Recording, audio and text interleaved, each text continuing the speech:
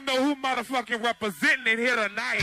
Hey everyone, welcome back to my channel. Went to TJ Maxx a few days ago to see what I got, then keep on watching. Okay, I have the bag. Picked up one item, and the reason why I'm sharing is because it's for my iPhone X, a particular case that I really never owned this type of case before. See in a minute. I normally, you know, stick to the flat cases or the glittery cases and things like that. The original price of this particular item was $70, and I got it for $29.99, so I thought it was a steal. And of course, you know, when you see gems in TJ Maxx or Marshalls, you have to purchase it. So if for some reason I don't like it, I can always return it because we have a TJ Maxx around the corner. I was saying, here's the box. I never really purchased these types of cases far as with your credit cards. Like I said, I always tend to stick with these type of cases that you just you know, place on your iPhone. I tried it on in the store. I was like, okay, how are you supposed to, you know, talk? But I forgot I don't normally talk on my iPhone anyway because I got my wireless AirPods, which I'm loving. And if you want me to do a review on them, let me know, because again, I love them, hands down, a favorite of mine. So like, say if you do still talk on your phone, you know, like for whatever reason, you can kind of bend the phone case back and then you can talk. Like, okay, let me give it a try, because again, you can place credit cards here, you can also place money behind here, and this is all leather. This case is really made really nice. And then, like I said, it was for the iPhone X, and I was like, oh my goodness, let me just get it and just play with it. I purchased it about a week ago, and I haven't opened it because I wanted to film this video really quick. It'll be, of course, the unboxing, and I'm gonna show you really quick how it looks on the iPhone.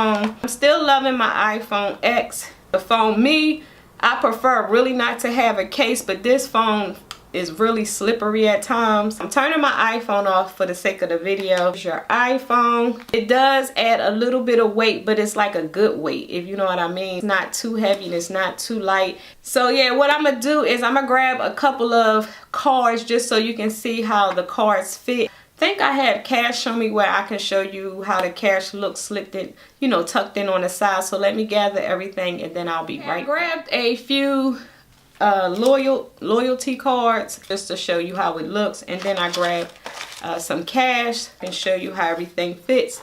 So like I was saying, you have 3 card slots. I'm gonna go ahead and place this card here, then this one right here, then last but not least, this one. I'm sure you can maybe add 2 to each slot. Again, I don't want to overcrowd this case because again, you still have your phone right here. Stick with just 1 per slot. Go ahead right here in this slot, you can place money. I'll go ahead and fold the $5 in half, and then I'm gonna slide it right here. So it's really safe and secure. So once everything is in there, it's still closed. So again, I just thought this was really, really cute. Then it has Michael Kors here at the bottom.